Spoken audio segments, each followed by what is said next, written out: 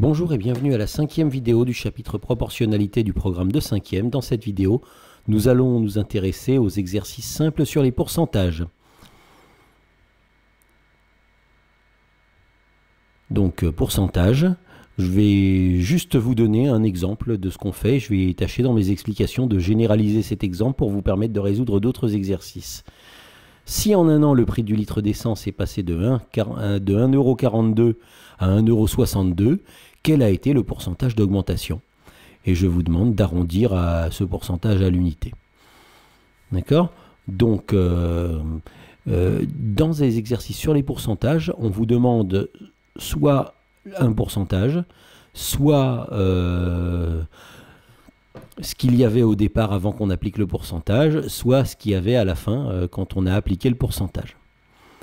Et je dis que pour ces trois types d'exercices, quelle que soit la question qu'on vous pose, on peut faire un tableau de proportionnalité, calculer la quatrième proportionnelle et résoudre le problème comme ça.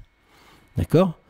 Donc, on veut calculer le pourcentage que représente l'augmentation et on va faire un tableau de proportionnel et ce qui nous manquera, ce sera la réponse. Voilà.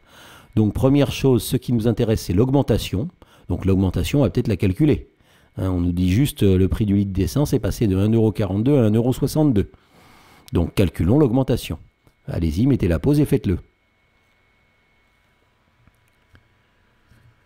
L'augmentation, c'est la différence entre les deux tarifs, 1,62 moins 1,42. Le prix d'essence a augmenté de 20 centimes, ce n'est pas très difficile à voir. Maintenant, le tableau de proportionnalité dont je vous parlais, on va s'intéresser à ces 20 centimes d'augmentation. Donc l'essence a pris 20 centimes sur son prix de 1,42 €. Et 20 centimes sur son prix de 1,42 €, la question qu'on nous pose, c'est combien de pourcents ça fait? Combien de pourcents, c'est-à-dire combien sur 100?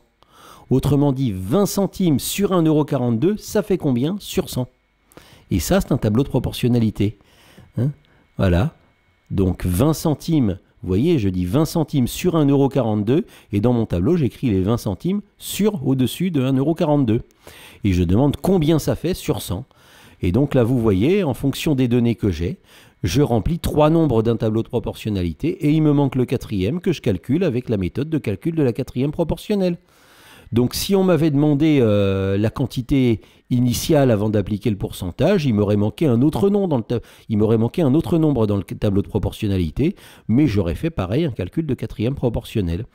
Donc résolvons ceci, vous pouvez mettre la pause et calculer la quatrième proportionnelle.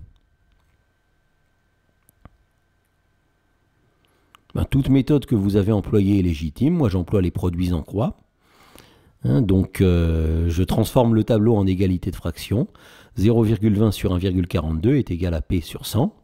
Je multiplie en diagonale. Deux fractions sont égales si les produits en croix sont égaux. 1,42 fois P égale 0,20 fois 100. Je calcule 0,20 fois 100. 1,42 fois P est égal à 20. Et donc, je veux me débarrasser du 1,42, je divise par 1,42. Ça, c'est comme quand j'ai résolu des équations dans le chapitre équations. Donc, je divise par 1,42 à gauche et à droite du signe égal pour que ça reste égal. À gauche, il ne me reste plus que P, le pourcentage que je cherchais. Et à droite, 20 divisé par 1,42, on nous a dit d'arrondir à l'unité. Ça fait environ 14. Autrement dit, le prix de l'essence a bondi d'environ 14%.